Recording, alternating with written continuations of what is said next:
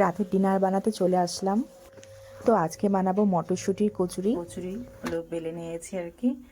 আর এখানে তেল বসিয়ে দিয়েছি কড়াইয়ের মধ্যে। আর এখানে হলো ওই যে ডিমের তরকারি করছি কড়াইশুঁটি কচুরি দিয়ে খাওয়ার জন্য। আরও আছে সঙ্গে তরকারি। এই যে এখানে আছে হলো শাহি পনির। যে শাহি পনির অর্ডার করা হয়েছিল, তো কিছুটা খেয়ে কিছুটা বেঁচেছিল, তো ওটাও আছে শাহি পনির। আর হলো এই যে ডিমের কারি আর কড়াইশুঁটির কচুরি। তো কড়াইশুঁটির কচুরিগুলো এখন ভেজে নেব। তেল গরম হয়ে গেছে, এখন দিয়ে দিলাম। একটা একটা করে ভেজে নেব।